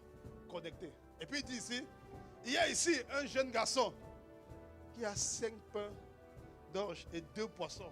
Mais, qu'est-ce que cela pour tant de gens? André fait le constat. C'est que j'ai trop petit. C'est que tu as... Je dis, mais est-ce que ça peut même m'aider? Ça peut faire quoi? Ma scolarité, c'est pas quoi? 20, 25 000 dollars à payer. On dit, tu as combien? J'ai 500 dollars. Ça peut faire quoi? Qu'est-ce que cela est pour une telle situation? J'ai tel problème. Vous savez combien? 25 000. Tu as combien? 1000. Qu'est-ce que ça peut faire? Ça peut faire quoi? Le loyer, on sait combien? C'est 500, 600 dollars. Bon, c'est pas si ça existe encore, mais ils ont 600 dollars. Tu as combien? J'ai 50 dollars. Qu'est-ce que ça peut faire? Ça, c'est André. Ça peut faire quoi? Tu vois? Mais ne méprise pas le peu que tu as. Parce que la semence a la particularité d'être toujours méprisable. Elle a une forme qui est méprisable. Elle est méprisable. Mais ne te trompe pas. Ne te trompe pas. On dit, mais, vous êtes une église, il faut conquérir la nation. On dit, mais, nous là, nous sommes des étudiants, on n'a rien. On n'est rien, on n'est rien. On ne peut rien. Tu vois, ça, la semence est toujours méprisable. Toujours méprisable. Mais ne banalise pas la semence. Parce que ce qui compte, ce n'est pas la forme de la semence, c'est celui qui utilise la semence. Il dit, amène-moi les... Il dit, donnez-moi les 5 pains, les 2 poissons. Donnez-moi les 5. C'est pourquoi tu ne dois jamais te priver de semer, d'apporter le dimanche. Jamais. Amène ta semence. Je me souviens de cette phrase de l'apôtre. Il dit, si ce que tu as n'est pas assez pour enfanter ta vie, sème-le. Si ce que tu as n'est pas suffisant pour enfanter ce que tu veux voir dans ton futur, sème-le. Apporte ça à Dieu. Apporte à Dieu. Et c'est ce qui s'est passé ici pour le miraculeux. Même chose pour l'huile et les vases. Il a dit, j'ai un peu d'huile. L'huile, c'est l'intimité avec Dieu. Et puis j'ai le vase. Et j'ai un vase. Il dit, ok, l'huile, ça va. Un peu, c'est suffisant. Il faut juste garder la relation avec Dieu. Maintenant, à côté de ça, prends d'autres vases. Vas-y. Va chercher les vases. Va chercher la connaissance. Va chercher la sagesse. Va chercher les compétences. Va chercher. Ramène tout ça. Il faut que ta relation avec Dieu ne doit pas seulement se voir dans un domaine. Ou quand tu sais, quand tu prêches, on dit, oh, quel prédicateur. Magnifique. Mais dans ta relation avec ta femme, avec ton mari, avec tes enfants, on ne voit plus ça. Non. Va chercher les vases. Et fais en sorte que ta relation avec Dieu entre dans tous ces vases-là. Entre dans tous ces vases. Et ici, je vais terminer en te donnant quelques vases. Quelques vases que tu dois aller chercher. Quelques secteurs, quelques domaines où tu dois aller chercher la connaissance. Tu dois aller chercher, tu dois te former là-bas afin de pouvoir déverser ce que je t'ai donné. Parce que tu dois augmenter ta productivité. Tu ne dois pas seulement dans un domaine. Il faut, tu dois minimum, si tu n'as rien fait, c'est 4. Je vais te donner plus que 4. Mais minimum, il faut être dans 4 domaines minimum. Parmi ce que je vais te dire. Parce que dans le jardin d'Éden, c'était 4 fleuves qui irriguaient le jardin. C'était 4 fleuves qui irriguaient. Il y avait 4 fleuves. Donc, minimum 4. Tu comprends? Minimum 4. Deutéronome 28, du verset 1 au verset 8.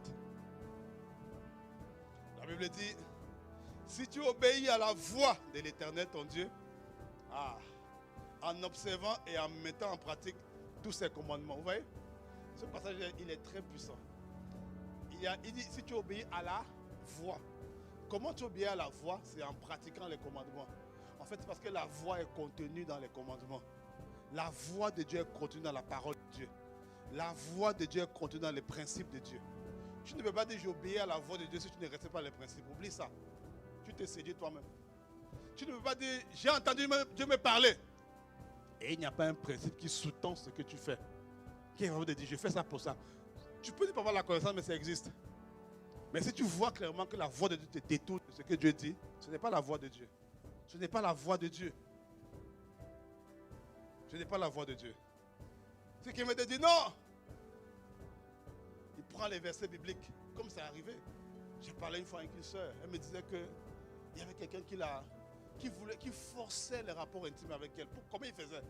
Il détournait les versets. Il disait, mais toi-même, Dieu a dit ça, Dieu a dit ça. Tu vois, il dit tout ça pour pécher. Ça, ce n'est pas la voix de Dieu, ça. Il dit, si tu obéis à la voix de Dieu, comment? En observant et en mettant en pratique tous ces commandements que je te prescris aujourd'hui. L'Éternel, ton Dieu, te donnera la supériorité sur toutes les nations de la terre. On veut de la tête et non la queue. On veut être au-dessus. On veut manifester l'esprit supérieur. On veut manifester la domination. Il dit, voilà ce qu'il faut faire. Il dit, voici toutes les bénédictions. Le mot bénédiction ici vient de l'hébreu Beraka. C'est Beraka, le mot hébreu pour bénédiction. Et bénédiction, Beraka veut dire aussi présent. Ça veut dire aussi bien. Ça veut dire aussi ce qui a de la valeur. Ce qui est un peu comme une monnaie, un peu comme de l'argent. On se comprend? Il dit, voici tout ce qui a de la valeur qui va se répandre sur toi et qui seront ton partage. En fait, il dit ici, il y a des endroits, il y a des berakas, il y a des présents qui doivent être ton partage. et tu dois aller les chercher là où ils sont. Tu dois les reconnaître, tu dois aller les chercher. Il dit ici, premièrement, il commence, il dit, voici toutes les bénédictions qui seront sur toi et seront ton partage lorsque tu obéiras à ton Dieu. Tu seras béni où? Dans la ville, tu seras béni dans les champs. Il y a des biens, il y a un niveau de productivité que tu dois avoir en allant dans la ville et en allant dans les champs. Ne reste pas, ça c'est ce qu'on appelle ici la bénédiction qui est rattachée au territoire, c'est-à-dire à ta mouvance. C'est-à-dire quoi? Je vais donner un exemple. Tu es ici à Trois-Rivières. Trois-Rivières, par exemple, par rapport à Shawinigan, ça c'est la ville, Chavi c'est le champ. Bon, c'est le champ. Tu vois? Par rapport à Montréal, tu comprends? Par rapport à Montréal, Trois-Rivières c'est le champ, Montréal c'est la ville.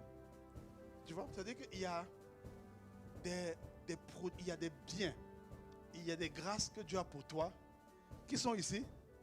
Mais quand tu te déplaces pour aller à Montréal, vois aussi Montréal comme une terre d'opportunité. Ça vaut pour Montréal, mais ça vaut pour les villes. Tu comprends? Cherche les grâces qui sont rattachées dans les villes aussi. Ne te limite pas à la grâce qui est rattachée à là où tu es, à ton territoire. Non, parcours le pays. Il y a des gens qui sont ici au Canada, ils ne sont jamais sortis du Québec. Bon, il fallait dire de Trois-Rivières, non, pas Trois-Rivières quand même, non. Mais du Québec. Va ailleurs. On va ailleurs. Visite, explore. Va voir. Évidemment, tu vas voir ce qui se passe ailleurs. Va voir comment on fait ailleurs. Parce qu'il y a des grâces qui sont rattachées à ça. Il y a des grâces qui sont rattachées à ça. Tu seras béni dans la ville. Tu seras prospère dans la ville. Tu seras prospère dans les champs. On ne te demande pas de déménager, donc ne déménage pas. Garde ton attachement à l'église locale. Mais de temps en temps, tu peux faire 1-2 jours. Tu dis, ok, je m'en vais juste pour explorer Toronto, pour explorer Vancouver, pour explorer, pour voir qu'est-ce qu'il y a là-bas, qu'est-ce qu'il y a là-bas, qu'est-ce qui est rattaché là-bas, qu'est-ce qui est pour moi là-bas. Ne cherche pas à se mettre productif ici. Quand il dit tu seras béni dans la ville, tu seras béni dans les champs, c'est la bénédiction rattachée au territoire. C'est bon? C'est la productivité qui est rattachée au territoire. Tu seras productif ici, mais tu seras productif aussi ailleurs. Cherche. Il y a des opportunités que tu auras peut-être ailleurs que tu ne vas pas voir ici et vice-versa. Cherche. Ne reste pas ici. Va dans les endroits ruraux. Les endroits ruraux. Tu vois? Tu vas là où on cultive la terre. Moi, j'ai vu récemment un Africain qui est venu au Québec. Il a commencé à cultiver les cultures exotiques, qu'on appelle exotiques ici. Tout ce qu'on importe là, toutes les cultures qu'on importe, il a commencé à cultiver ça ici lui-même. Regarde comment ça se fait. Regarde les idées. Regarde les projets. Regarde comment les gens sont prospères. Regarde le niveau de productivité que les gens ont ailleurs et qui n'est pas encore arrivé ici. Il y a une bénédiction qui est rattachée au territoire. La suite. Il dit, le fruit de tes entrailles. Le fruit de tes entrailles sera béni. Le fruit des entrailles. Les entrailles, ce sont les enfants. En général. Quand on dit les entrailles, ce sont les enfants. Donc, il y a un niveau de grâce et de bénédiction que tu vas obtenir, de productivité que tu vas obtenir en observant ce que tes enfants font. Il y a la technologie des enfants. Ce que les enfants utilisent aujourd'hui. Ne dis pas non, je suis trop âgé. ChatGPT, c'est pas quoi, ChatGPT, l'intelligence artificielle, ça c'est pour les jeunes. Non. Il y a un niveau de bénédiction qui est rattaché à ça. N'estime pas que tu es trop âgé pour apprendre. Non. Apprends. Ne dis pas non, j'ai fini mes études depuis 1950. Non, apprends. Continue. Cherche. C'est la grâce qui est rattachée à la nouveauté. La nouveauté. Ce qui est neuf, ce qui est renouvelé, ce qui est nouveau. Intéresse-toi à ça. Intéresse-toi. Aujourd'hui, laisse-moi te dire que si tu as une marque, si tu as un produit que tu veux mettre en valeur, tu sais faire à manger, tu sais faire des gâteaux, tu n'as plus besoin d'acheter un espace publicitaire à la télévision. Non, va voir des influenceurs. C'est ça qu'on appelle le fruit des entrailles. Les jeunes, ce que les jeunes utilisent. Ne dis pas non, c'est pour les jeunes. Non, va voir, intéresse-toi à ce qu'ils utilisent. Les TikTokers et tout. Intéresse-toi. Balance ton produit, balance ce que tu fais. Montre ce que tu fais. Je sais faire ça, je sais coiffer. Combien est-ce que je peux te donner pour que tu puisses faire la promotion de ça? Cherche à faire ça. Tu sais jouer. Tu sais faire telle chose, tu sais chanter. Oui, c'est bien, chante à l'église, gloire à Dieu. Mais va voir les canaux des enfants. Cherche à chanter là-bas. Va voir, cherche à chanter, cherche à toucher les gens. Cherche à toucher les gens. Ne garde pas ce que tu as juste dans un domaine. Non. Va prendre les vases. Tu sais préparer? Vas-y. Vas-y. Non, je sais préparer, mais TikTok c'est pour les jeunes. Non. Non. C'est le fruit de tes entrailles. Tu es béni. Il y a une prospérité qui vient de ça. Je sais prêcher, mais tous les réseaux là, c'est pas pour moi. Non, ça doit être pour toi. Va là-bas, va là-bas. Tu veux évangéliser, va là-bas. Oui, on va toujours évangéliser comme avant, on sort et tout. Mais sur TikTok, c'est aussi efficace. Sur les réseaux, c'est aussi efficace. C'est ce qui vient des entrailles. C'est ce que tes enfants utilisent. Il dit ensuite, le fruit de ton sol. Je vois, ce sont des domaines, ce sont des vases. Hein. Il y a les vases qui sont rattachés dans le territoire. Il y a les vases qui sont rattachés aux enfants. Il y a les vases, on est au niveau du sol. Le sol ici, c'est de là où tu as été tiré. La Bible dit que l'homme a été tiré du sol, il a été formé à partir du sol. Le sol, ce sont tes origines. Il se peut que tu ne sois pas né ici au Québec. Il y a un niveau de bénédiction qui est rattaché à tes origines. Il y a des grâces qui sont rattachées à soit ton pays d'origine, soit ton village d'origine, soit ta ville d'origine. Il y a des opportunités là-bas. Tu peux rester ici, il n'y a pas de souci. Mais intéresse-toi à ce qui se passe. Ne dis pas non, c'est trop mauvais, c'est trop bizarre, c'est trop comme si. Quand tu dis ça, plusieurs personnes vont là-bas s'enrichir. Plusieurs vont s'enrichir. Il faut que ton sol, il y a une grâce, il y a des bénédictions, une productivité que je veux te donner à partir de ton sol. À partir de ton sol. Là où tu as été pris. Oui, déploie-toi ici. Parce qu'on a dit dans les villes, dans les champs, c'est vrai. Tu commences ici, là où tu es. Tu commences là où tu es, mais intéresse-toi aussi à ton pays d'origine. Ta ville d'origine. Intéresse-toi. Tu dois avoir un niveau. Tu dois être productif là-bas. Tu dois avoir quelque chose là-bas aussi. Il dit, prends les vases. N'en prends pas un petit nombre. C'est ce qu'Élisée a dit. Ne prends pas un petit. Il ne dit pas non. Ça me va déjà. Non. Tu n'es pas productif pour toi. C'est pour les autres. C'est pour les autres. Avant, je me disais, mais je gagne bien ma vie. Il n'y a pas de problème. J'arrive à faire tout ce que j'ai à faire. Pas besoin de m'intéresser aux affaires ou quoi que ce soit. Pas besoin d'en avoir plus. Pourquoi cette frénésie de chercher plus? Je dis déjà ce que je me convient. Jusqu'au jour où j'ai compris que les gens sont venus m'exposer des problèmes d'argent qui étaient beaucoup plus que ce que je gagnais. Et Dieu dit, mais nourris-les toi-même. Je dis, quoi? Nourrir, c'est beaucoup. Il dit, mais c'est parce qu'en fait, tu as le potentiel, mais depuis, tu as banalisé. Tu ne l'as pas développé. Tu crois que tu dois être productif pour toi? Non. On ne court pas après les choses matérielles, non. Mais on doit être une source de bénédiction pour les autres. Ça doit te faire mal de voir un étudiant qui vient te dire, j'ai tel problème, je n'arrive pas à payer mes frais. Et puis tu pries et puis tu dis, bon, que la grâce de Dieu t'accompagne. Ça doit te faire mal. Tu ne dois pas aimer ça. Pourquoi tu ne peux pas? Il faut être sage, c'est vrai. Mais il faut qu'il y ait une rage de productivité qui fait que tu as envie de te déployer. Tu as envie de te déployer pour ça. Tu n'es pas productif pour toi. La plupart des gens, souvent ce qui bloque, c'est qu'il n'y a pas... on n'a pas de compassion pour les autres. On dit, bon, c'est son problème là-bas, ça ne me regarde pas. Il a son parent, il a son parent. C'est ce qu'on dit. C'est pas moi qui l'ai envoyé ici. Non! Non! Tu comprends? C'est nécessaire pour toi-même. Il y a des problèmes que Dieu va amener dans ta vie pour te développer. Il va faire que les autres viennent vers toi avec un défi pour te développer. Oui. Et il dit ensuite, le fruit de ton sol. Il y a des opportunités qui sont rattachées à ton pays d'origine, ta ville d'origine. Ou les villes où tu étais, ça fait longtemps. Le sol, c'est là où tu as été tiré. Après, il continue. Il dit, le fruit de tes troupeaux, la portée de ton gros et ton menu bétail. Ici, le troupeau, c'est quoi? Si tu as un troupeau, c'est que tu es berger. Tu es d'accord avec moi? Ce sont les bergers qui ont des troupeaux, n'est-ce pas? Donc, il y a un niveau de bénédiction qui va venir avec ton groupe de disciples. Il y a des opportunités que tu n'auras pas toi-même directement. Ce sont tes disciples qui vont t'apporter ça. Ce sont tes disciples qui vont t'apporter ça. Évidemment, si tu n'as pas de troupeau, ça ne s'applique pas à toi. Tu n'as pas de troupeau, on dit, mais ton troupeau sera béni, mais tu n'as pas de troupeau. Et dit ton troupeau, ton gros et ton menu bétail. Donc, il y a trois, tout ça, c'est la bergerie. Donc, il y a trois catégories de bergerie. Donc 3 catégories de disciples là. Il y a les 3. Jésus avait divisé ses disciples en 3 catégories. Pierre, Jean et Jacques, conseil restreint. Les 12, conseil élargi. Et puis la foule, les 70. Ce sont les 3 niveaux de disciples là. Et de ces 3 niveaux là, il y a des opportunités que Dieu a mis pour toi dans ça. Il dit ton troupeau, c'est que sont proches. Ton gros et ton menu. Le bétail en général est beaucoup plus large. Le menu, c'est le moyen, le gros, c'est le gros bétail. Tu dois avoir un groupe de disciples.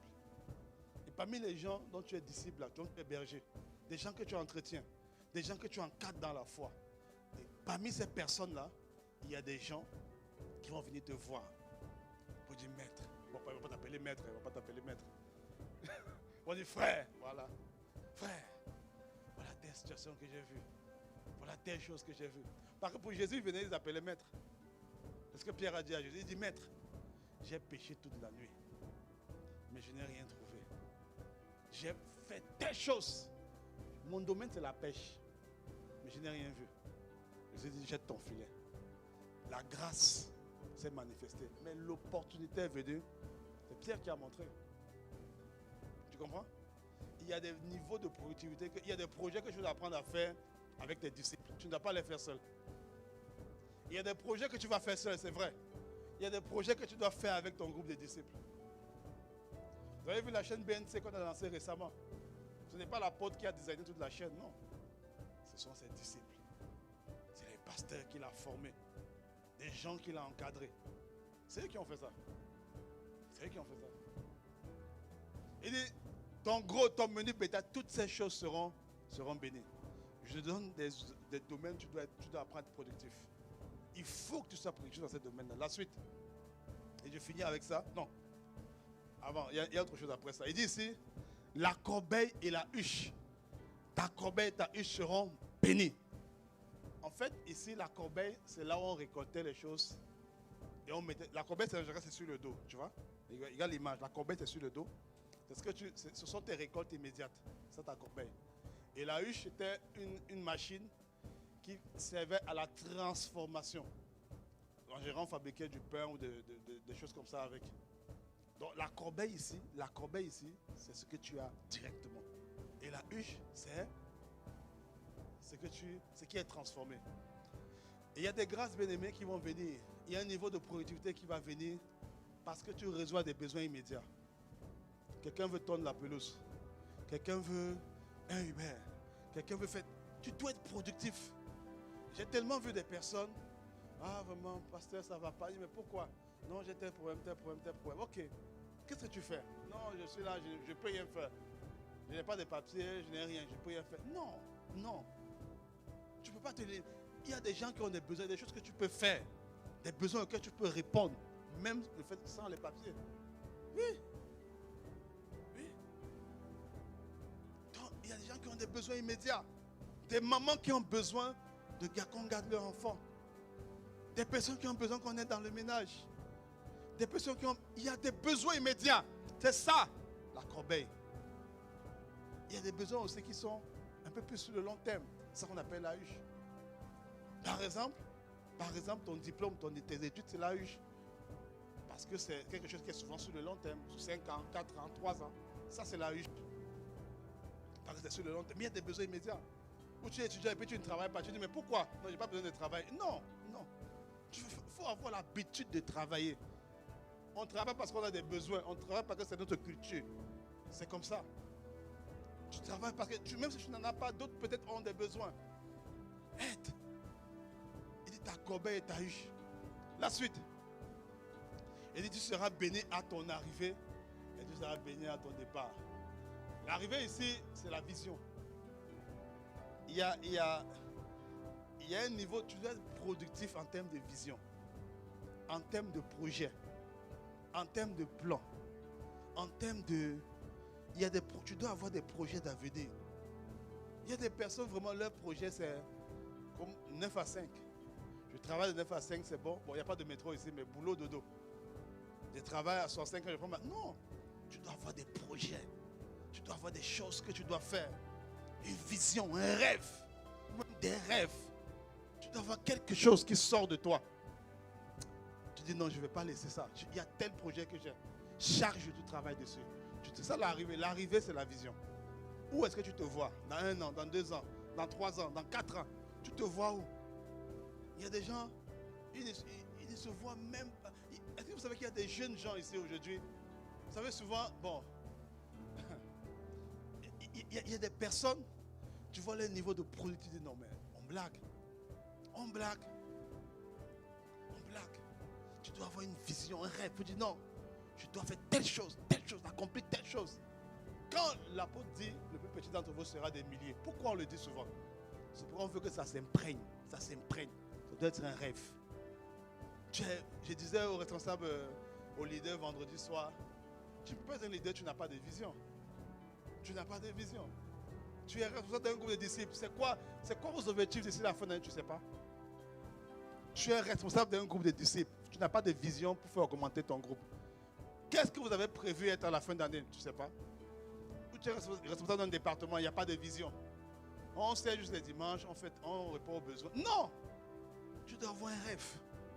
Je rêve de voir que nos musiques qu'on joue ici, ça arrive dans le monde. On a essayé, tu sors, tu dis ok, tu vas, tu cherches des permissions, tu fais des choses, mais tu ne te limites pas ici. Tu dois rêver, tu dois rêver. Tu dois rêver. C'est ça ton arrivée. Le départ, c'est l'entrepreneuriat. Tu commences. Tu as fini de rêver, ça c'est l'arrivée, et puis tu commences. Tu dois entreprendre. Pas parce que tu es un entrepreneur, mais parce que tu as un rêve. C'est l'arrivée qui te fait bien commencer. C'est l'arrivée qui te fait entreprendre. On n'entreprend pas parce qu'on est entrepreneur, on entreprend parce qu'on a un rêve. Tu as un rêve. J'ai un rêve. D'une église de milliers. J'ai un rêve. Ici, c'est mon rêve. Et je rêve de ça. Je rêve de ça. Et je prends des actions maintenant pour arriver là-bas. Je crée des plateformes qui vont me permettre de gérer 1000. Oui, même si c'est quoi on a permis de gérer 200, 300, oui. Mais je sais qu'à 1000, on ne pourra pas t'aider. Donc je me projette. Je vis dans 1000, mais je commence là où on est. Mais je vis dans 1000. Je vis dans 1000. Je vois la ville. Je veux conquérir la ville. Je vois qu'on va entrer dans les nations, dans les partis. On va entrer là-bas. Dans les parlements, on sera là-bas. Et pour rêver ça, je commence à organiser. Ça, c'est l'arrivée. Mais maintenant, tu commences, tu organises. Tu organises. Peu de gens rêvent. Ou du moins, les gens qui rêvent ne sont pas à l'église. Ils ne sont pas à l'église. Ils ne sont pas à l'église. Regardez le nombre d'entreprises qu'on a dans la Silicon Valley. Bon, qui ne sait pas c'est quoi la Silicon Valley? C'est l'endroit où il y a les plus grandes compagnies de nouvelles technologies. Tu comprends? Ils ont commencé aux études. KFC. Bon, sans publicité, sans publicité. Bon, mais c'est un bon exemple. C'est le rêve de quelqu'un qui était à la retraite. Le colonel Sanders. Retraité de l'armée. Retraité de l'armée, il a rêvé. Il savait faire le poulet. Il savait juste faire le poulet de cette façon. Et je suis certain qu'il y a des mamans, des soeurs et même des frères ici qui font un meilleur poulet que lui. Mais la différence, c'est que lui, il avait un rêve. Lui, il avait un rêve. Et son poulet est maintenant partout. Partout dans le monde.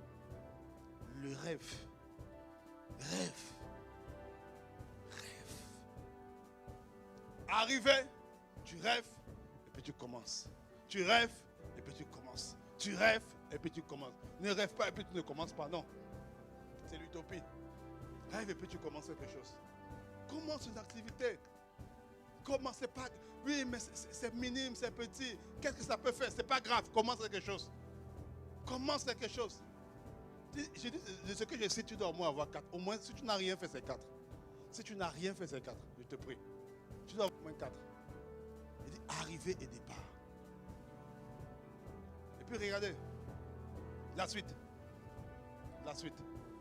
Ah, ça c'est, on finit avec ça. Maintenant. Il dit, l'Éternel te donnera la victoire sur tes ennemis qui s'élèveront contre toi. Ils sortiront contre toi par un seul chemin et ils s'enfuiront devant toi par 7 chemins. Ça, c'est la productivité qui est rattachée à tes combats. Tous tes combats que tu as sont des opportunités. Tous les défis que tu as sont des opportunités. Tous les défis que tu as aujourd'hui sont des opportunités. Je disais au premier culte que j'étais à Paris. C'est mon épouse qui me racontait ça justement. Lors de la télé de Pasteur Juliana, il y avait des gens. Il y avait du monde. Pour ceux qui connaissent Pasteur Juliana, elle a donné son témoignage comme quoi elle a beaucoup lutté avec les péchés sexuels. Et aujourd'hui, pendant la télé sur ça, beaucoup de gens viennent pour l'écouter. Ce qui hier était ce qui faisait sa honte. Et aujourd'hui, ce qui fait sa renommée. Il y a des opportunités qui sont cachées dans tes défis. Dans tes défis. Les défis que tu as aujourd'hui, tu dis, ah mais mon couple bat de l'aile. Mon foyer c'est comme si c'est comme ça. Ma vie de prière c'est comme si c'est comme ça. Telle chose c'est comme si c'est comme ça. Laisse-moi te dire, derrière ça, il y a eu des opportunités. En fait, ce qui vient pour te honner, Dieu transforme ça pour ta renommée. Abraham est appelé le père de la foi, le père d'une multitude. Pourtant, même avoir un enfant, il a galéré. Il a galéré pour avoir un enfant. Il a galéré. Mais ce pourquoi il a galéré est devenu sa renommée. Il est reconnu parce que on dit, il ne s'est pas découragé. Il n'a pas baissé les bras. Il n'a pas abdiqué. Tout le monde avait des enfants. Mais lui, la manière dont il a eu l'enfant, c'est ça qui fait sa renommée aujourd'hui. Quand il se bataillait, peut-être les gens se moquaient dans sa génération. Je dis, mais regardez, ce n'est pas Dieu qui t'a parlé. C'est quoi ça? C'est quoi ça, Abraham? Tu dis que Dieu t'a parlé, regarde. Si Dieu était avec toi, pourquoi tu vis ça? Pourquoi tu vis ça, Abraham? Mais pourtant, ce qui était pour lui de propre, de moquerie, c'était l'occasion de son élection. Il est connu pour ça aujourd'hui. Alors laisse-moi te dire, derrière tes défis, il n'y a pas que tes défis. Derrière tes défis, il y a des opportunités. Derrière tes défis, il y a des personnes qui attendent que tu arrives à vaincre. Derrière ton couple, il y a des couples. Derrière tes enfants, il y a des enfants. Derrière tes études, il y a des études. Derrière ta situation d'immigration, il y a d'autres personnes qui sont passées et qui passeront par des temps difficiles. Et ils viendront t'écouter. Parce que tu auras été crédible. Tu auras produit des œuvres qui sont claires, qui sont établies. Tu auras produit des œuvres qui imposent le respect. Et même s'ils ne t'aiment pas, ce n'est pas un problème. Ils vont respecter tes œuvres. C'est pourquoi il faut être productif, mon frère. Je t'ai partagé des domaines aujourd'hui, des vases que tu peux ajouter. Je prie que tu en aies pris au moins 4. J'en ai noté au moins 4. On va se tenir debout, on va prier. On va prier. Oromahinta. Rayama. Karama. Sayama. Oroma. Élevons la voix, bien-aimée. Sayama. Oro Saya. Karamahinta. Élevons la voix, bien-aimée. Demandons au Seigneur qu'il nous accorde la grâce d'être productif. Tu comprends que mon frère, ma soeur, il y a tellement de domaines, tellement d'occasions pour lesquelles nous devons être productifs. Productifs. Sarama. Oroma. Sokarama. Élevons la voix, bien-aimé. Élevons la voix. Élevons la voix. Accorde-nous la grâce. Il faut que tu partes de cette terre vide. Tu dois partir vide. Ne garde rien en toi. Tout ce que Dieu a mis en toi, ce n'est pas pour toi. C'est pour les autres. Donne tout. Donne tout avant de partir, mon frère et ma soeur. Donne tout, libère tout. Libère tout. Libère tout. Nous avons besoin de ça. Si tu te banalises, nous te méprises, nous ne te méprisons pas. Si tu méprises ce que Dieu a mis en toi, sache que nous ne te méprisons pas. Nous avons besoin de ça. Alors donne-nous ça, je te supplions. Libère le dépôt que Dieu a mis en toi. Ne banalise pas, ne banalise pas, ne banalise pas, ne dépassez rien. Non, je dis non, je fais comme ça. Non, libère ça. Libère. Saya. Oh. Oh. Saya. Il y a tellement de trésors enfouis. Tellement de choses enfouies. Oh mon frère, ma soeur, accepte, accepte.